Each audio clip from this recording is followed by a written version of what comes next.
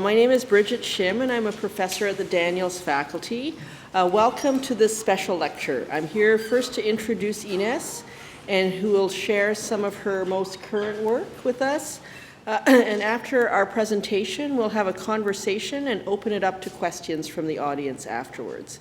And we hope this format will be insightful and engaging for you. So it is my great pleasure to introduce to you Inès Lamunière. She is a friend, a colleague, a committed educator, and an exceptional architect. Inès has just arrived from New York, where she lectured on Monday evening at the Pratt Institute. She is here on a research trip with her graduate students from the École Polytechnique Fédérale de Lausanne, and so we're really delighted that she has agreed to come to Toronto to share her work with us. Switzerland is a unique country with an extremely small footprint and a very crowded architecture landscape. And so Inès stands out within this territory as a remarkable architect who has built a body of work that is probing, questioning, and has resulted in projects that tell us about our cities in profound and remarkable ways. She's also an educator who has led by example, sharing her deep knowledge in history and theory and the realization of buildings, and that work has helped to shape a generation of Swiss architects. Inès was born in Geneva, Switzerland, and her father was invited by Louis Kahn to teach alongside him at the University of Pennsylvania's architecture school.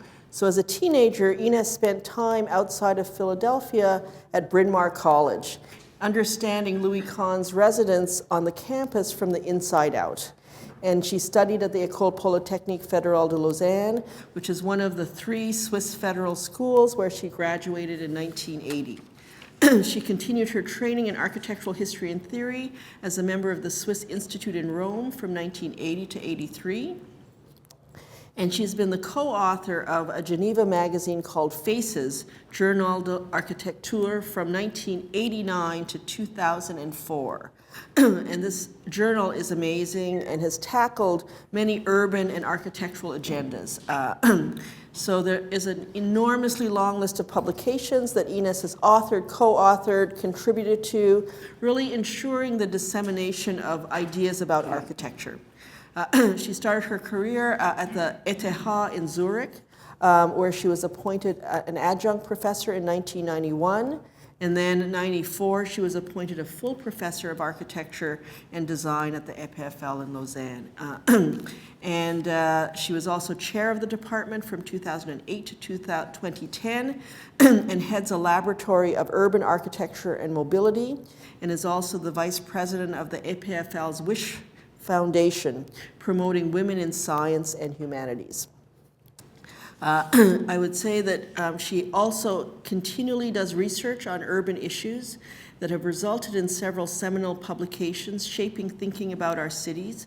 Natural, Green, and Gray was a collaboration between the APFL and the GSD Harvard, and there's just ongoing books on cities, housing, and issues that matter to us. In 1996, 99, and 2008, Inès was a visiting professor at the Graduate School of Design at Harvard. And we crossed paths because our studios happened to be physically, geographically close to each other. Our chance encounter was really the beginning of our good fortune to see many of the built works: libraries, psychiatric hospitals, private residences, schools on campuses, public schools. And so in a way, over the years, we've actually seen many of the built projects, and it is truly an impressive body of work. Now, Inès is the founder and head of DLA Architecture Design Lab, which is a Geneva-based practice. So we will hopefully see some of the recent projects. One of the recent works she completed was with fellow architect Patrick Devanthéry. It is the Lausanne Opera House, and an amazing addition to an original hall. In 2011, Inès and Patrick received the prestigious Meret Oppenheim Award from the Swiss Federal Art Commission. And in the citation, they described the special quality of their built work, lying in the sensitivity of dealing with the given conditions, the urban context, and modernity. They also went on to describe the inspiration that their work has been to a generation of younger architects through their teaching at the EPFL and their ongoing contribution to broader architectural discussion. Please welcome Inès Lamunière.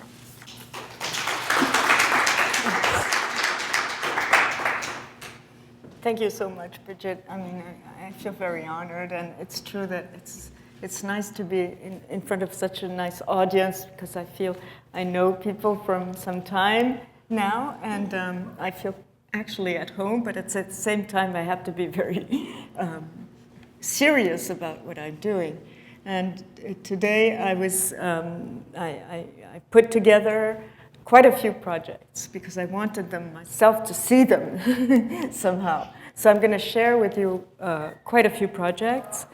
Quite different, one from another, but also to explain maybe a strategy, a way, an attitude, let's say, I have regarding architecture and architecture as a discipline. For me, it's really important that this is my office. So you get a sort of, I'm only on one floor, though. I'm not on all floors. But this, under renovation, we did a couple of years ago. Yeah, as a discipline, that means that you find rules inside the discipline of architecture to answer some questions. And that's why I profoundly think that for every question from a client, from a situation, from a context, from a social community, it brings a special answer or a unique answer.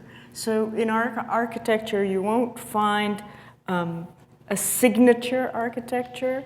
You'll find, I hope, a signature in the attitude, in the way we and I proceed.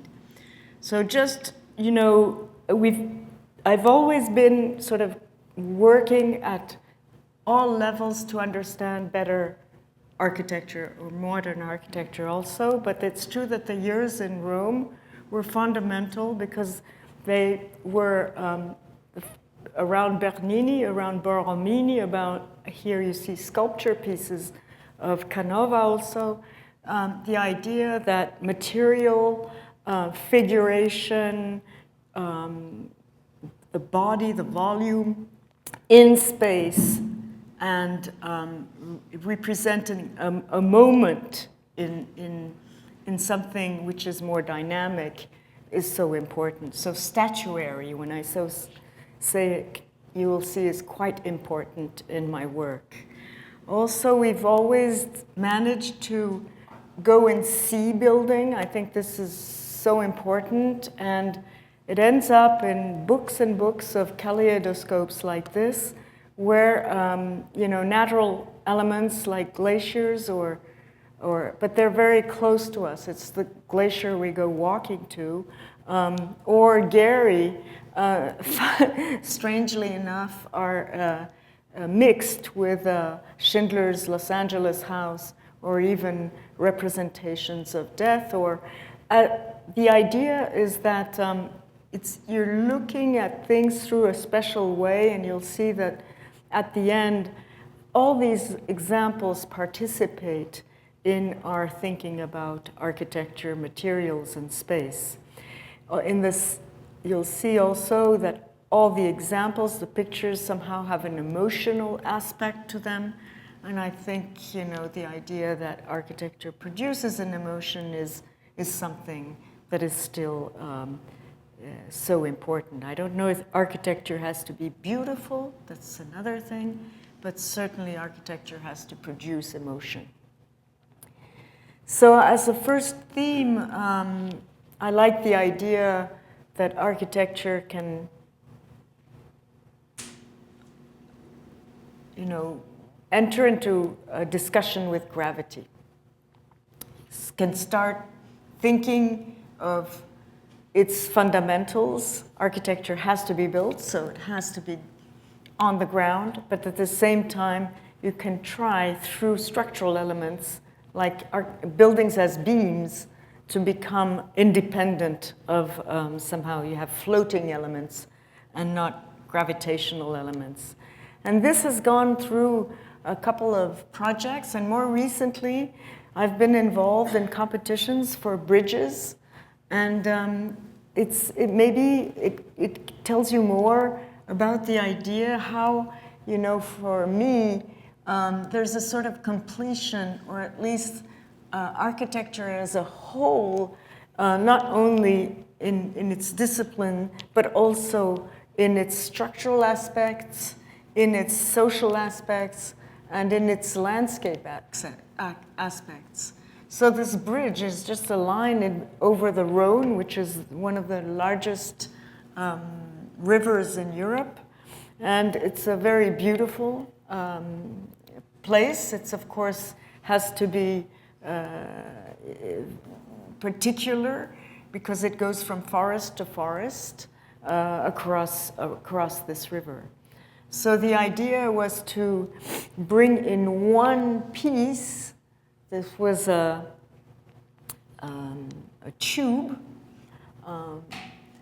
all the elements of the program. Not because an enormous part of the program was also to, you know, take into itself those big ducts that were water ducts, gas ducts, etc. Actually, the bridge was first thought by the engineers for these things, these infrastructures. But actually then, you know, why not put some pedestrians and why not put also some cycling on it? So the main statical approach was that the tube was a good form because it was it can house activity. It can somehow make a bridge which is a covered bridge and sort of mediates the inside of the space with the outside, and of course perforating it on the more structural elements. It gives then these fantastic louvers nearly, or I don't know, these shades that will make this promenade quite unique. Unique because you are above the water, but you're also in a space which reacts every day quite differently to the light that will come into the space. It's very simple also now today with perforated metal, even though it's 40 millimeters thick.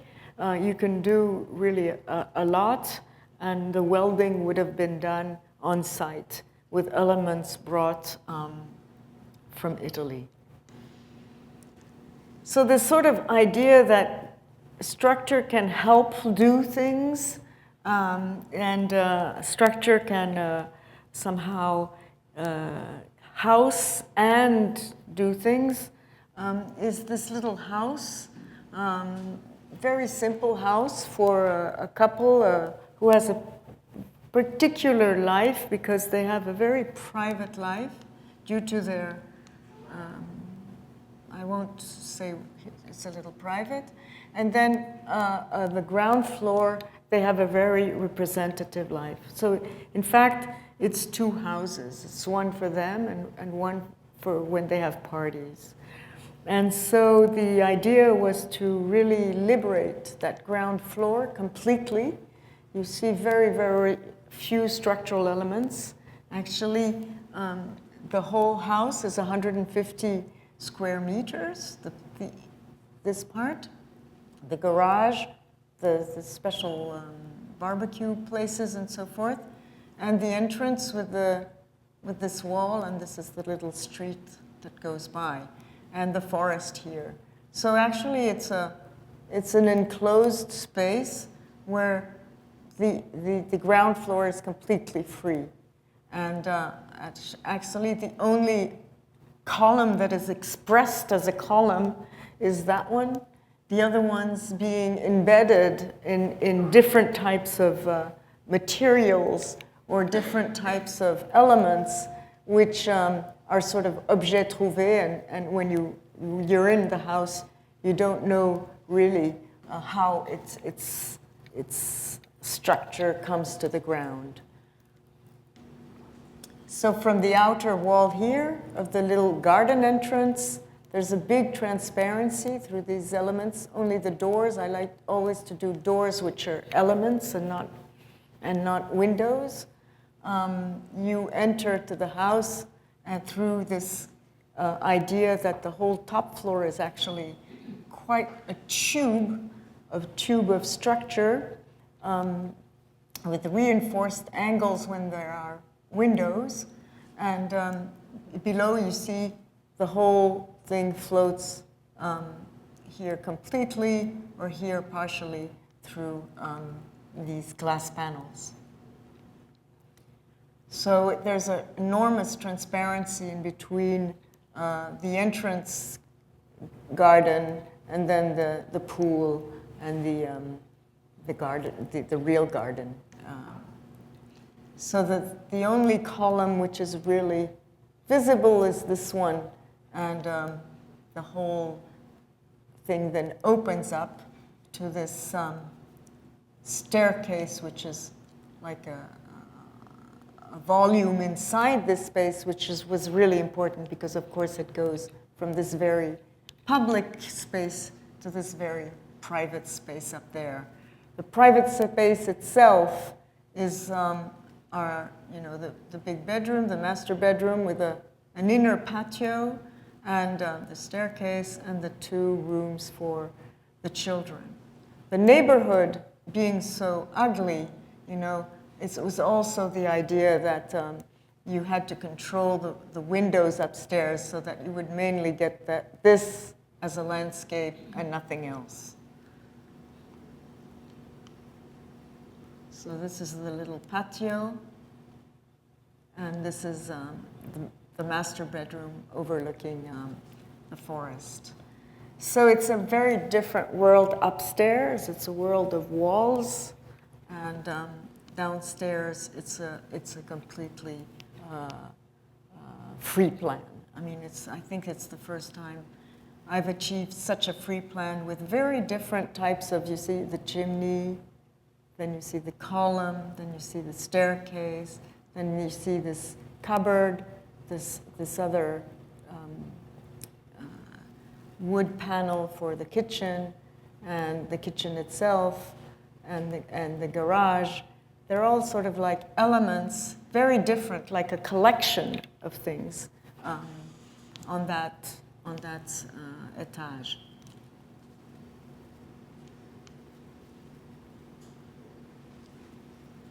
Doing housing is at a bigger scale is something that's really important, and I think the whole world is now realizing how important housing is for social and democracy and social prospects for the future. And there's a long tradition of housing in Switzerland and of public housing. And so we were asked to do on this sort of potato, it was really a land where there was nothing, which is strange because it was just an agriculture land, to do a new district with 10 buildings on this side, a park garage, and 8 buildings on this side. And then you end up, because that's the way, so we did the master plan, and I was the architect of the parking, and 2 buildings. These 2 buildings are also sort of important gesture because the costs had to be minimized, but also it meant how do you live an urban district? It's going to become urban somehow, but in a park. And so you see these freestanding blocks, and each there's a form that's given. All architects did different things, but for us it was to bring everybody with a central core, and from this core 4 to 5 apartments, but that are floating one above the other because of this big cantilevered balcony that you have without columns, and a core and very small columns, so you get this angle architecture. And this is like 2 meters 80, so it's not nothing. It's really a Miesian house, or I don't know, in elevated at different levels. So I think then, of course, the inner space is important because it has 4 apartments, to 5 apartments. So it's not, this horrible transversal situation that you find so many times with just an entrance on both sides of the elevator, and that's it. Here you have 4. And of course, it settles down also questions of cost, because at the end, you don't have that many elevators and so forth. And so these angle apartments, because also of the way the buildings are disposed in that landscape, every little shift enables a very different view. Once you have a view against the other one, that's the other building we did, quite close actually, it doesn't look like it because we produced a special glass here. And then the other direction, it's the same apartment, the other direction can sort of have a perspective further away. So I really like these apartments, and I think, it's stupid, but we've did this project so many times, this arrangement, but this time it was built finally. And, the way the column just separates a little bit on one side from the angle, so you still have this angle perception here, whereas on the other side you have it less. Things like that make all the difference, I think. And the sliding doors, it's not, there's so many, it's not that expensive. And sliding louvers also on the side, which sort of make out of these 2 meters 50, if you take away the 10 centimeters, 15 centimeters of the louvers, a more private space, even though you're floating above the ground. So at the end, this is not yet completely. They were just opened last year, so the trees are still very small. But it will be, these will be smaller trees, but they're in between the buildings will be really big trees. So I think this sort of la vie à tous les étages, enfin, is very visible, and I like it very much. There's a sort of vitrine for what you set. But you can also see very different types, the children on this side, parents on this side, because of course all rooms give on this outer space. And the louvers are also they can be moved, and natural ventilation through these elements. So actually it's aluminum, and it's basically really inside the costs of social housing. You're going to tell me social housing in Switzerland might be high. It is, but not that much. It's really reasonable. You can do things. And so the other aspect was another type of concrete, because it's not so easy to do these cantilevers with the columns. So we invented a sort of grip, which makes that they were prefabricated and then were settled in. And the other part was to do this sort of boat, sunken boat in concrete for the park garage, which is 3 levels, and which is will be the only built element inside this big park. So it'll be the esplanade, the place where, of course, cars will go, but also maybe events and or street sports, and it's also the collector for all the infrastructure the new infrastructure for the district. So what's nice is with this strategy of using this element as a building, we liberate, of course, all the rest. These undergrounds are only half a level inside the earth. So it's really natural earth, all this, and you can really plant things and imagine that this will evolve also through time. And the parkgaraging itself is poured concrete on 3 levels, as I said, and has these very big patios, which brings light inside the park garage.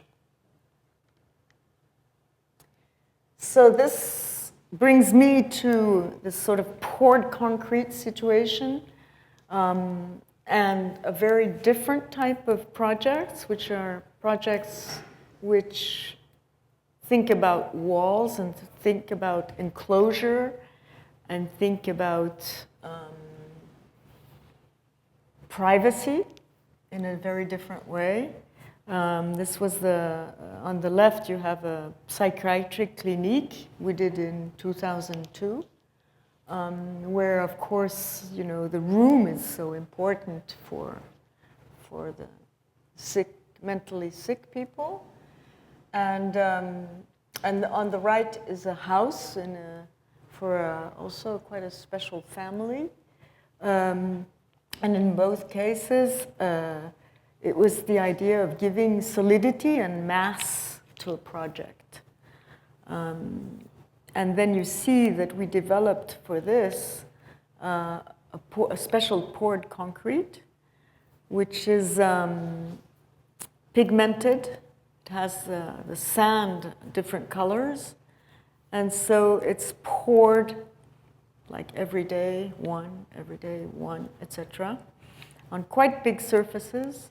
So actually it's rather thick. The walls are 25 centimeters, so that the armatures are really far away from the edge, so that the concrete can really fall and be poured easily. And then it's that you use the same things. You pump it, or I don't know how you say that, Howard. You with the needle, you vibrate it, and so it makes these sort of ébouriffements, which we like. And you see that the formwork actually is completely different from the pouring situation, so that you can start again your next pour in the same color here. Start again and have these effects between these two, and these two. And then you have another one. So these panels, so that there's a certain plasticity in between the concrete. This one was poured in with a line twice, I think. So that actually this idea is not that you pour, of course, but it's an act. It's not daily. It's an act every time, and you understand that the matter, that the concrete itself is poured, but at the same time, when you take away, of course, the formwork, it really goes through all angles, and it becomes nearly sculptural, as if it had been digged in into something. So it's this relationship between pouring, taking away, and then having something which is very sculptural, very hard, and can enable the institutions to feel as institutions. This is, for example, a many generations live in this proposal for a new neighborhood. And here we applied these questions of concrete also to express a relatively strong situation. You have 3 buildings, gardens, buildings a bit lower here, here, and here, so as to have a sort of effect of different heights so that the plasticity also of the whole becomes important. And you have an elderly house here for elderly people. Here you have students, you have polyhandicapped, and underneath here you have a kindergarten. Here you have also elderly people, but also normal people. Normal, I don't know if they're normal. I mean just families. So the whole thing is also under control of an institution called, it's a Protestant institution. It's very Protestant and Geneva type, you know, Calvinist type institution. But it's quite wonderful what was achieved here. So you see the idea of this sort of heavy, heavy, heavy facade that wraps through the buildings, but wraps through also the gardens, so as to make it like a strong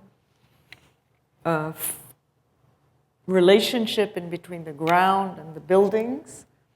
And you see this elderly, so everybody comes in here and then is distributed into the buildings, and you see also activities like the restaurant is open to the area. The kindergarten also, some activities here also. The church here also. Well, it's not really a church, it's it's for all confessions, and the administration here. So the whole building is built with huge cement bricks. They're not really bricks, they're prefabricated elements, which are these ones are 3 meters high and 2 meters 60 wide. And then these are 3 by 3. And they wrap around the building, and they are structurally, it's the wall which sustains the whole building. So these are disposed so that there's always about 20 centimeters which overlap, and then they really correctly start loading, they take the load of the building.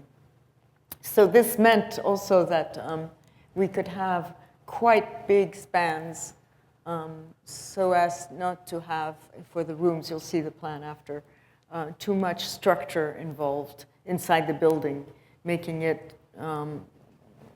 more flexible.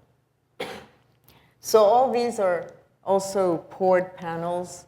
And then you saw the geometry is slightly put it to angles. And of course, with these effects of these blocks, it enables to produce just slightly an effect of mass from the outside, but also a sort of a card game of different cards, when we used to put up cards together or Legos or whatever. And you always have you can have a little part where you can move things, and then otherwise if you do it too strong, it doesn't work anymore. So these are these elements. They are, as I said, prefabricated. It's important to know that we've worked for now quite a few years with the same type of engineer, the same engineer actually, and mostly the same contractor.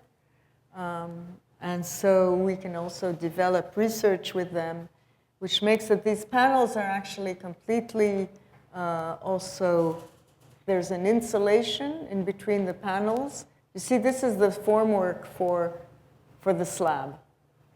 And here you see little, well, you don't see it very well, but these elements, which are actually going to the armature, the steel will come and grip into here. And in between, we'll have the insulation and then the concrete. So this is a little detail that is homemade. I won't tell you how it is. So at the end, you have this incredible, also at the same time, very abstract and very domestic facade.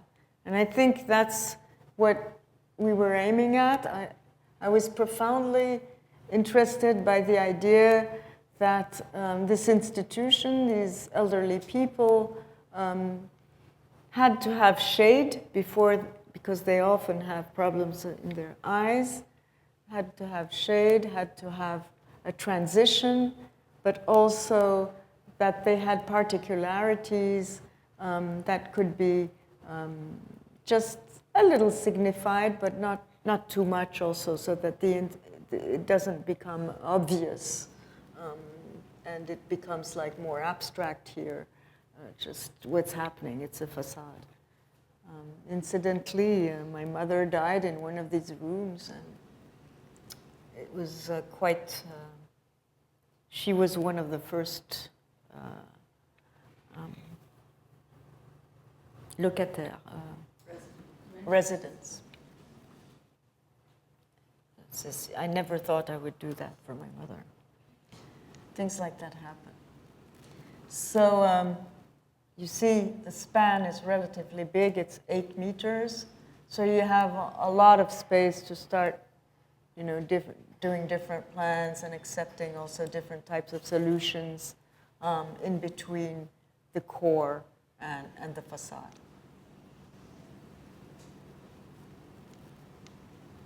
Of course, it means a lot of light inside. I won't go into the description of every unit, which is quite peculiar because actually they are apartments for 8 residents who have their own kitchen and so forth, and 1 aide per 2 apartments. So this person continuously goes from one to another.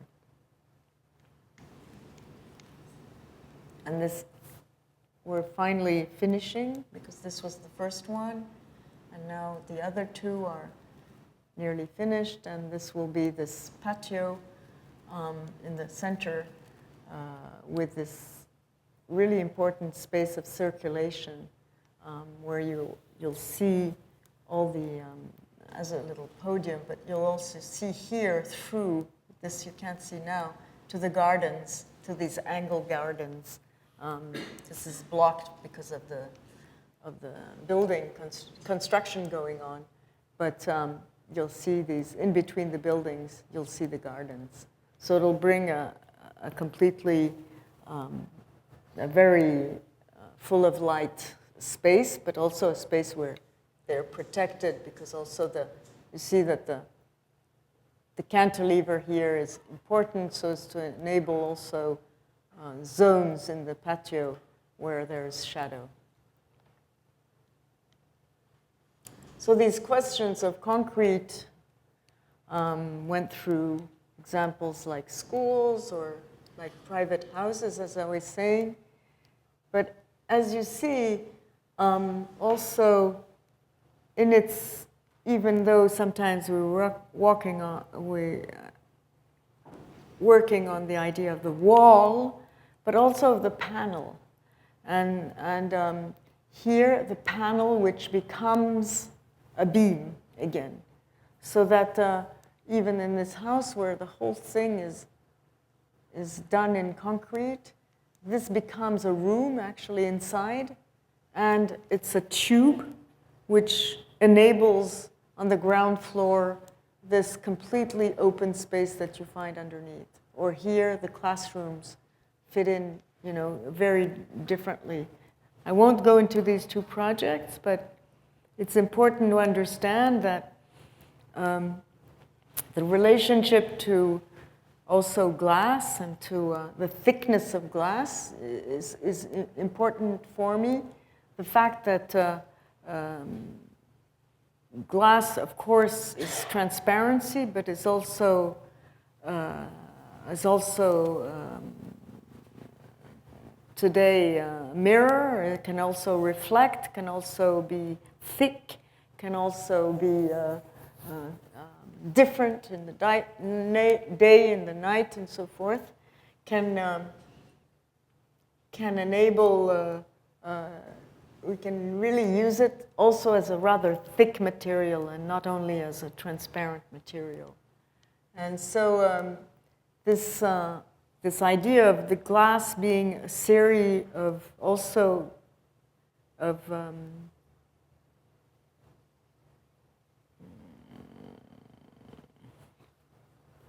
have the German now, stupid. Schichten, no? No, yeah, layers, has become also a theme linked with construction modes. For example, this is a new project. We finished this part.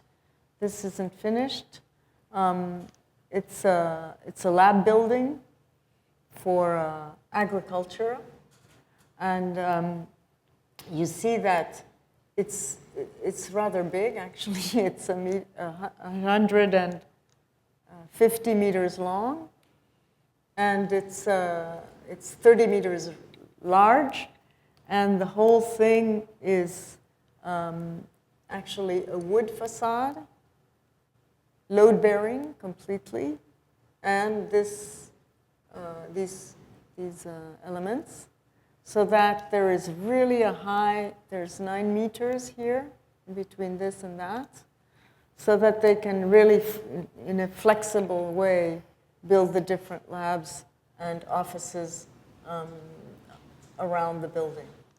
And the building has one characteristic, is this hall, which goes from fantastic view in between the Jura, which are small hills, and the vineyards, and this open space towards the greenhouses, which are just underneath, and the view to the Mont Blanc. So you see it from the back, because the front is not finished. I mean, we're still here, if I go back. Now there's a building. The old building is here, and they're starting to be demolished. So we had to build this before this, so that this could stay in use. And now they have changed spaces, and so we're demolishing the front, and we can do the greenhouses. So you see, it's glass, but it's glass paneling, which is like an umbrella on a very raw wood facade. You see the section through this main space I was talking about, the entrance, the view to the Mont Blanc, and you see this thick facade. Well, here is an exception, of course. This is the main hall. Maybe 2 words on that, which is 36 meters long, so that there are these quite big beams,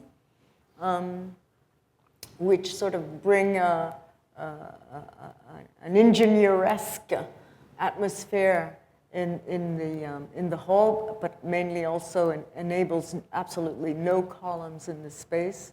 Again, just freestanding elements. Now that it's not finished, but there will be things that really, like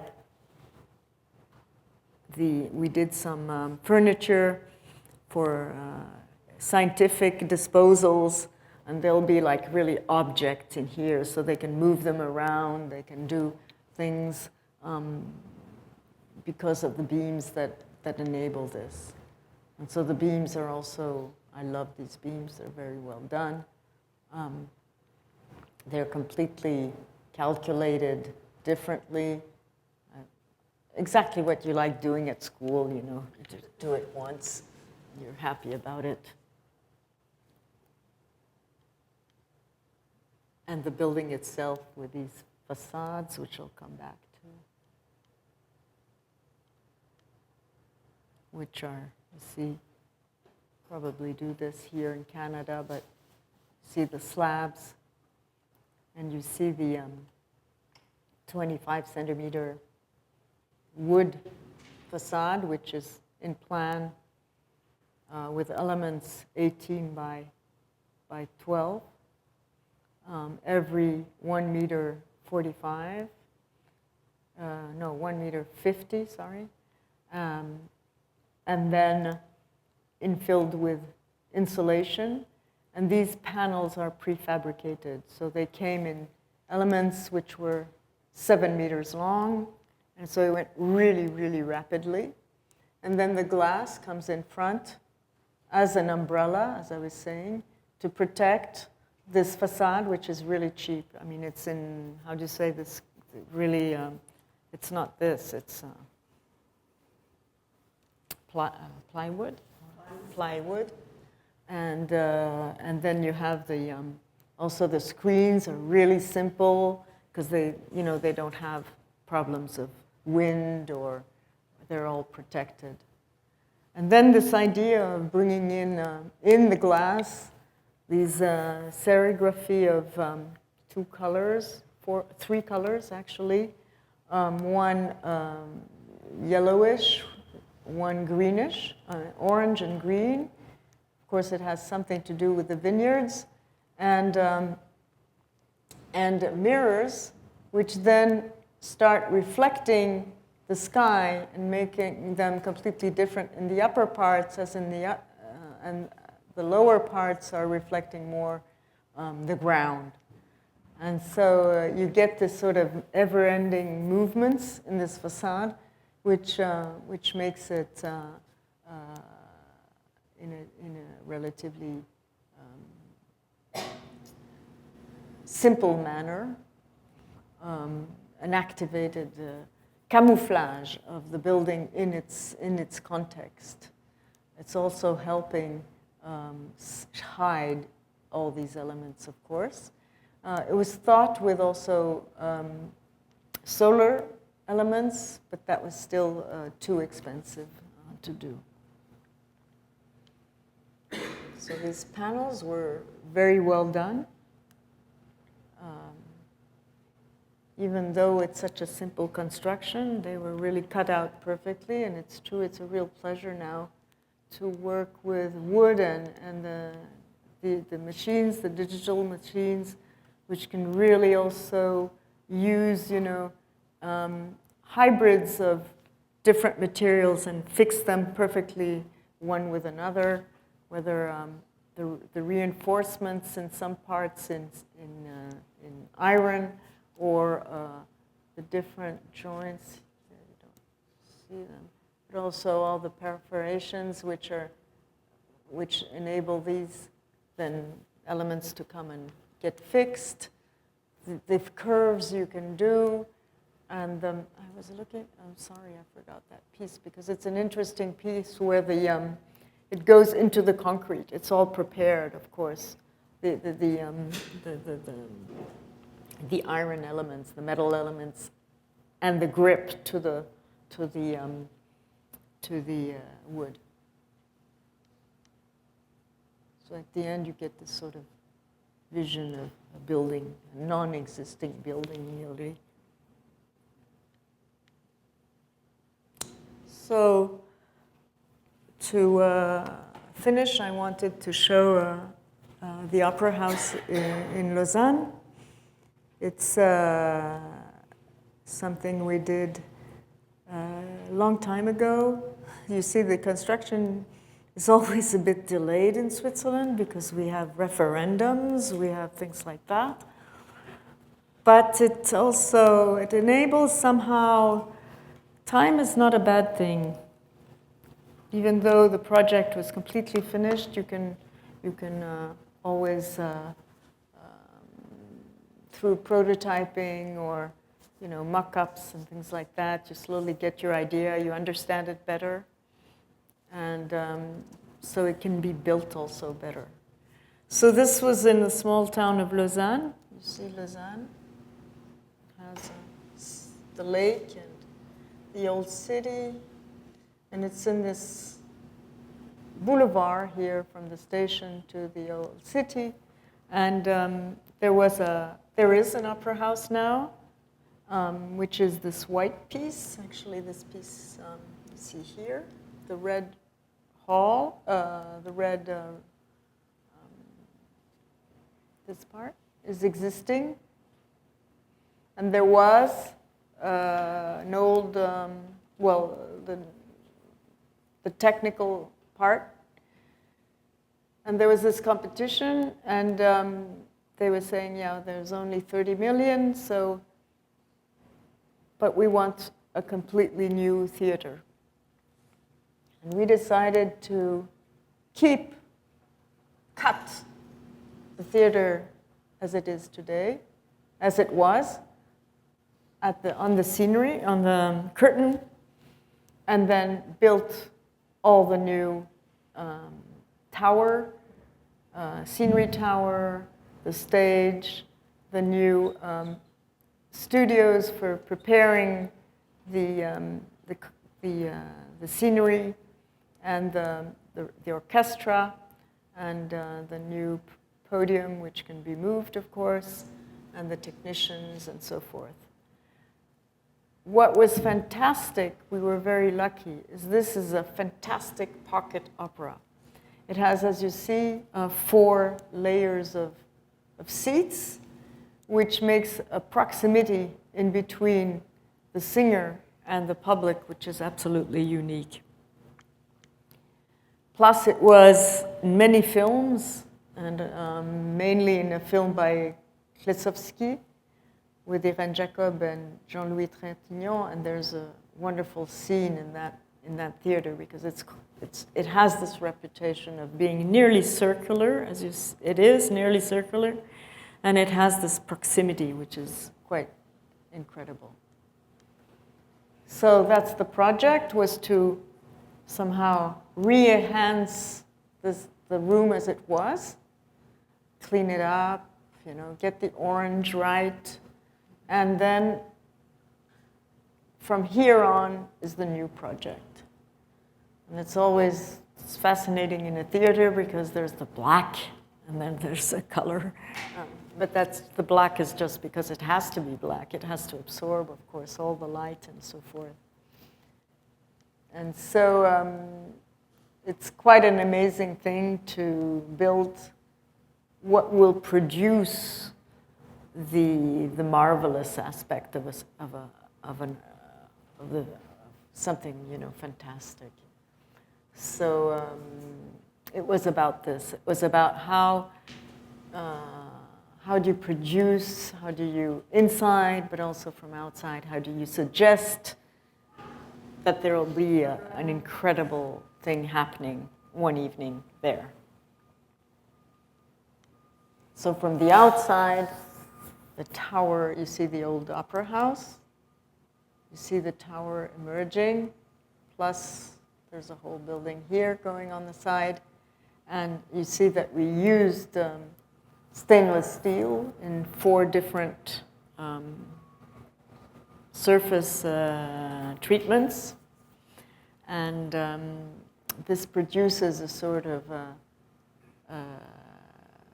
we wanted this, of course, to talk about the mysterious aspects of what was happening inside, because you have no windows for such a building, or nearly no windows.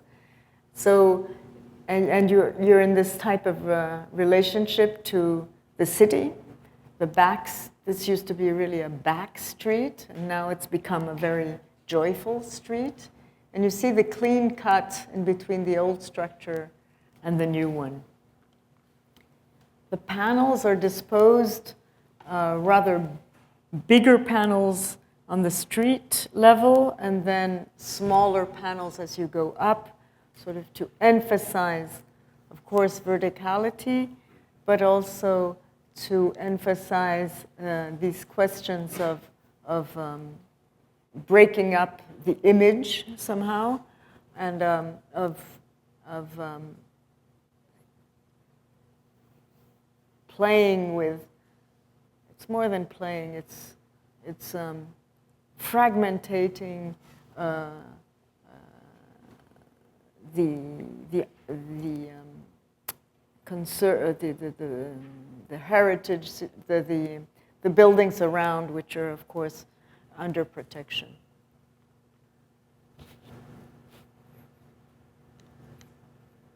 So you see the main plan of the stage. The stage, the old public space, the lateral aspects of the stage, the backstage, lateral, and then to the rehearsal space. And this part has two sides, one on the street and one on this garden, which goes around actually. So it was also how the pictures you saw before were here, the link on this street going up. But how do you go on with this system, and how do you express the system relatively differently on all sides? So the Lausanne has slopes. So actually the stage is at this height. So there's this big elevator for all the scenery that goes up and down. So you see this facade then is a reset, the tower, and this one goes down and down towards the garden, which is over there. You see also here that the choice of the elements was more on the ground. They are more reflective. And this area, they're less reflective, so as to emphasize this line. And then they're again more reflective towards the sky, so as really to merge a little bit these two elements together, and here these two elements together. Because the studios, as I said, the big truck coming, the elevator, all that is on the ground floor. So it's the only relationship you can have to the making of what's going to happen in the opera is on that street level. And it was important to find the window glazing there.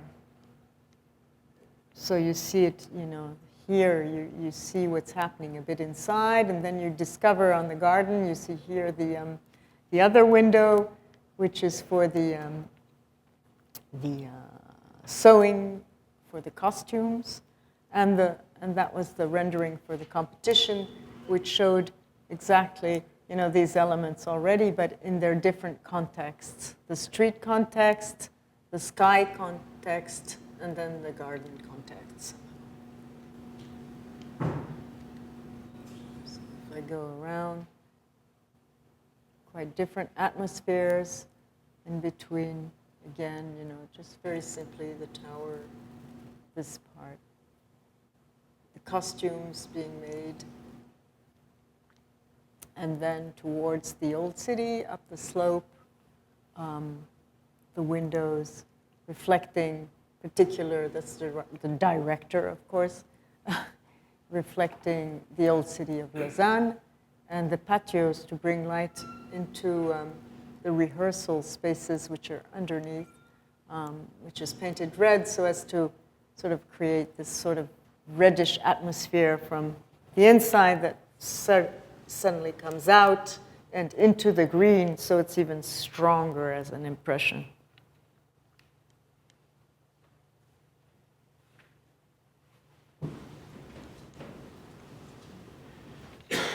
I think I'll stop here. I think that's better, but that's just to finish on the main TV tower that we did in Geneva. And you see that it's also about working with panels and effects, very simple effects kinetic effects that you can create just because of the geometry.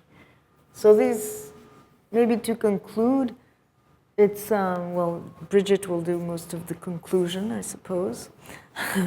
But it's to enhance aspects of the inner spaces of what's happening. You know, this is a TV. I mean, they're making films in there. The opera house, the elderly people's house. How do you sort of still talk of what the buildings are? What are their destinations somehow? How are they used?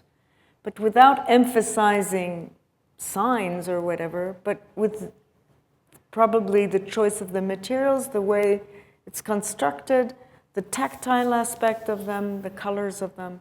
How do they, you know, speak of what they are inside the public space? Thank you very much.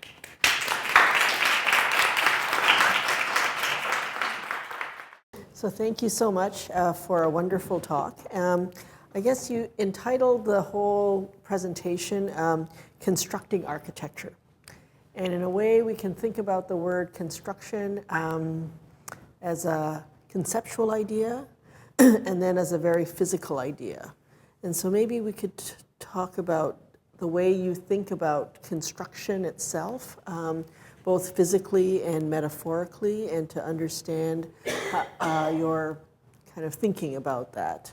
Because I think the title was very deliberate, it was not accidental. Yeah.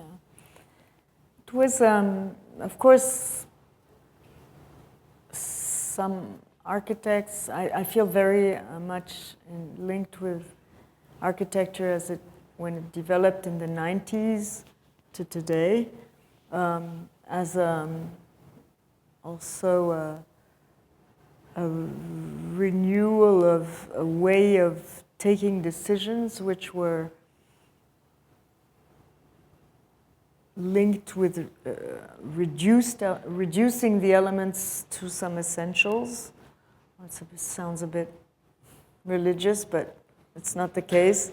So as to, after this postmodernism, of course, which had gone, it's still, and high technology, and you know, the sort of overflow of so many expressions to sort of reduce to some elements in architecture, reduce things to architecture also, that was important, not sociology, not technology, or not science or whatever, but reduce things to architecture as an autonomous discipline. And inside these elements also to find ways of drawing these elements, I would say. Constructing drawing first is probably the first, after having conceptualized this through the drawing. I still think when architecture is made, it has to be drawn somehow. And putting these elements together, and so that has to do with,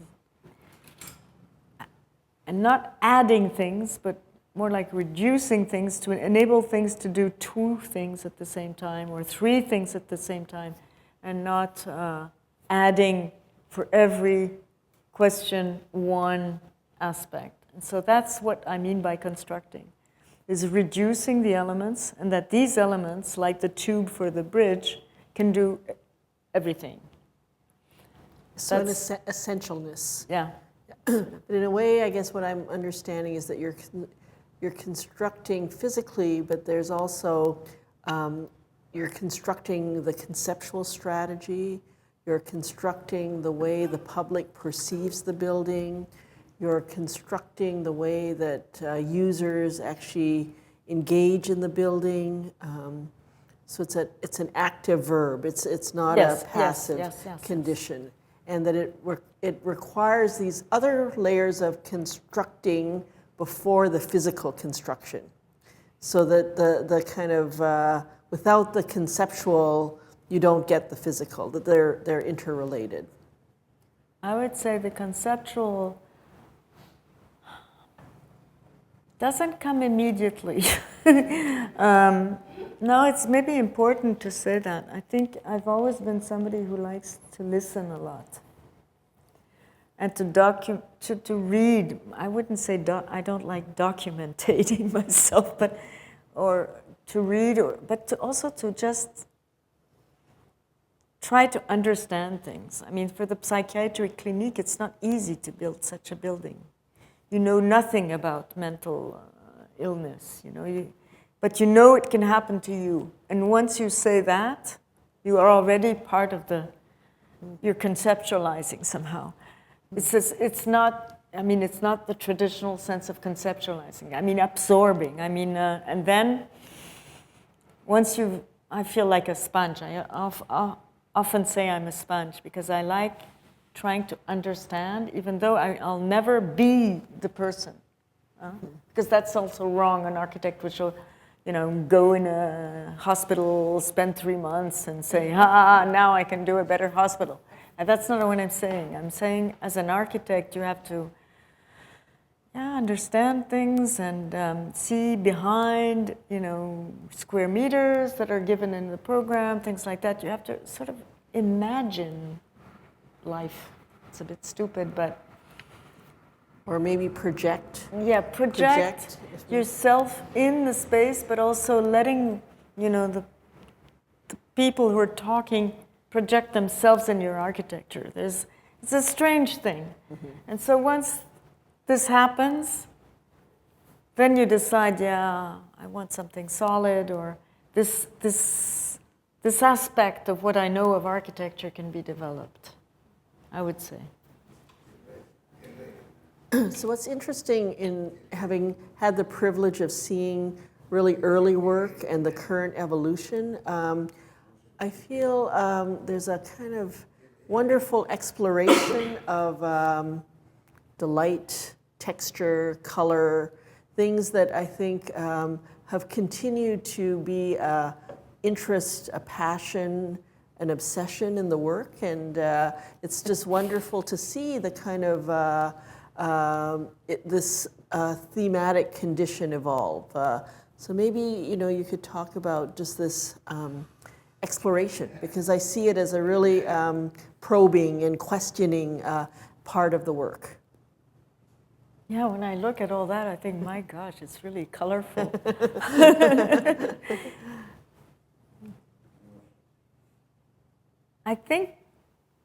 I really think architecture should be a little bit joyful.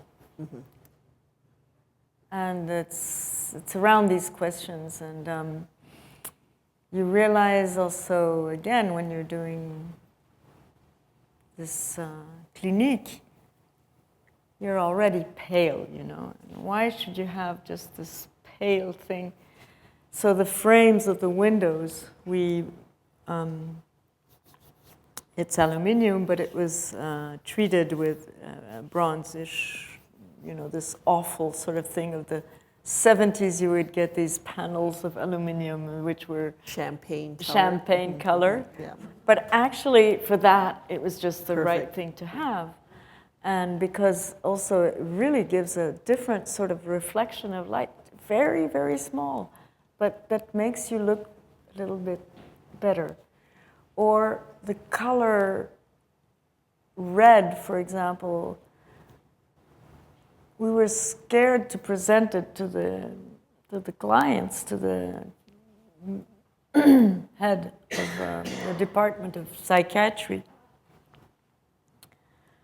And she said, no, I don't think it's a bad idea, because, when you're very sick, you like to be inside, and it's all white inside, right?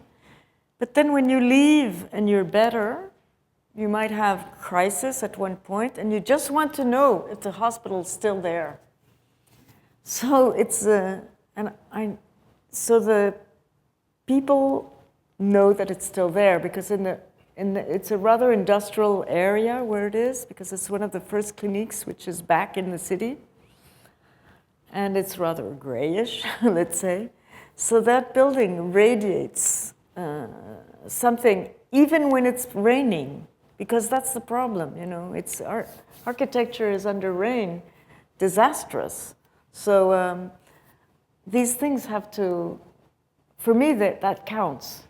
And I was always thinking I would love to have a photographer to go and take pictures of all the buildings under the rain, and you would see that they're still very good.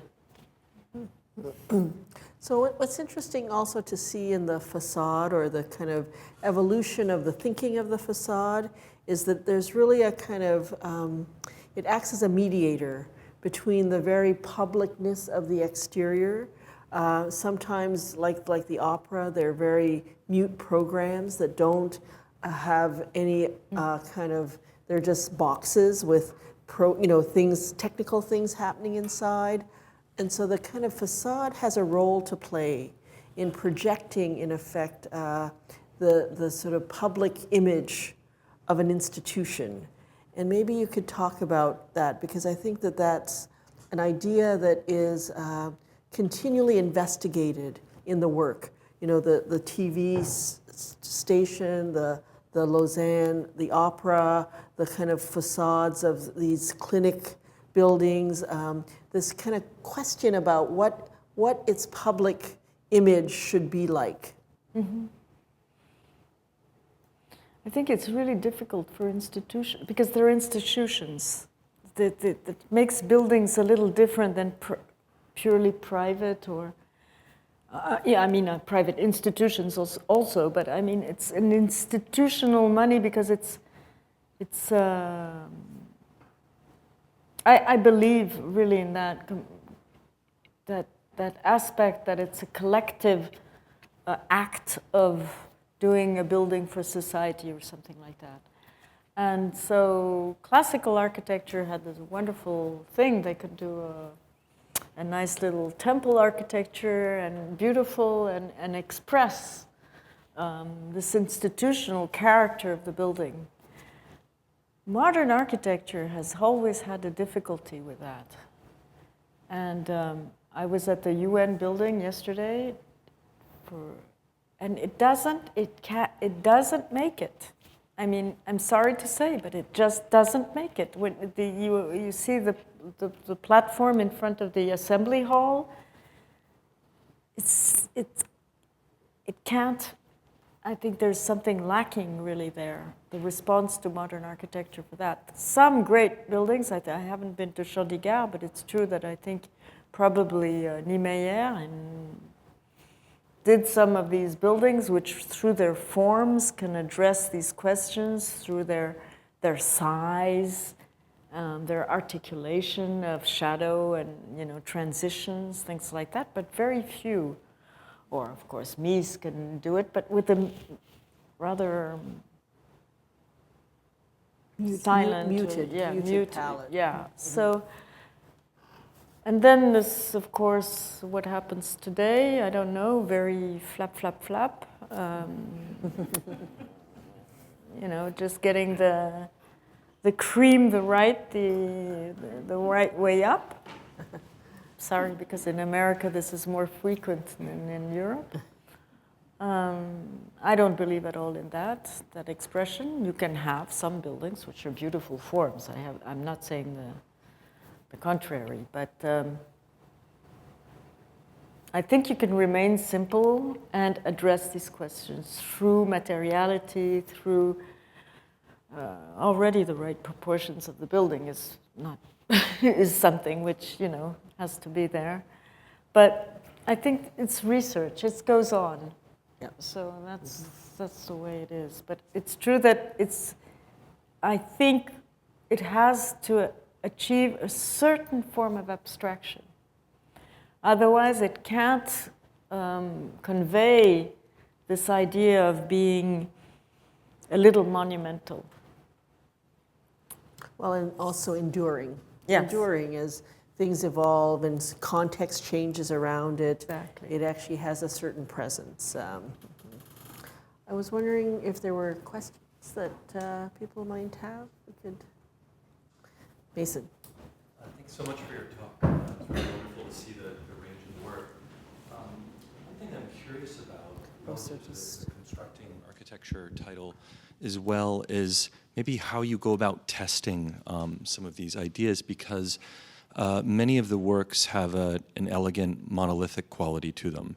So they rely very much on, let's say, the reflective quality of glass, or the right kind of imperfections in tinting on concrete, and getting those things right. And I'm wondering, maybe some of that testing literally needs to happen in the kind of engineering context, but how do you go about testing within your studio, within your workplace, within your office? How do you test out some of these ideas that rely upon, offsets of glass or reflections and color properties? Thank you. We've had luck to have always very small commissions and bigger ones. So in the small commissions, we test what we'll do in the bigger ones. It's because we don't have, we're not an office where you have model making all over. It's Too messy. I hate it. Too messy. So, no, it's true. I'm not like that. I don't like it. So I have them made outside the office. And I like going to contractors because when we have the bidding, of course, we can, do mock-ups and before the bidding, so that there's an example of a piece of a facade which is part of the bidding documents. So that's really important. And I think now clients are more and more, they understand that they have to do it that way. And you don't do the mock-up after the bidding. You do it before, if you can. Because finally, it doesn't cost, depends if it's big but at least smaller versions of the mock-up. So you rely on contractors. We rely a lot on contractors and the know-how of our contractors. Thank you very much for the lecture. It was really great to see the work and to hear you talk about it. And of course, my question is going to go to your social housing project, which I guess all of us are very astonished by. And my very basic question is that what would be the cost per meter square of such project? We work in cubic meters. It's a disaster. Cubic volume, the cubic volume. So it's 600 francs a cubic meter. So minus 3 meters, let's say, that's 200. 200 square meter.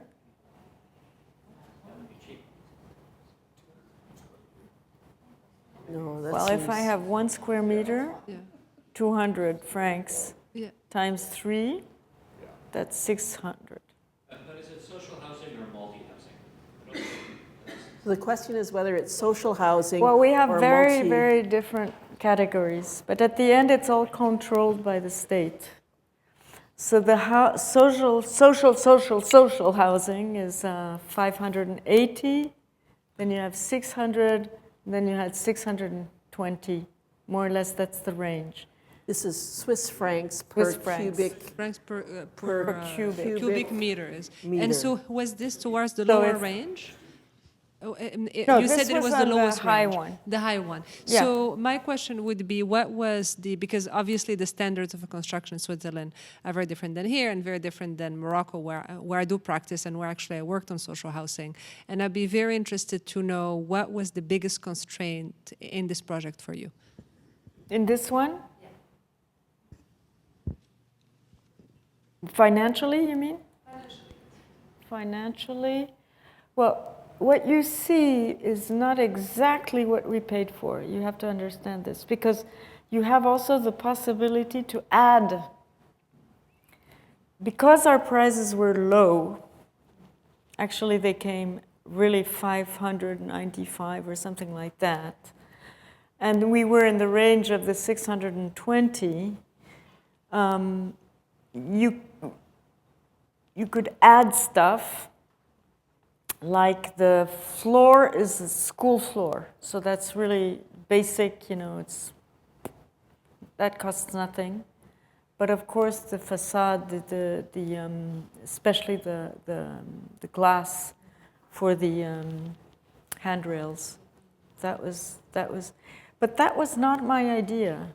I mean, I was really mad about this glass, actually. It took me years to do it, because it's nice now, because we have the serigraphie, and we have...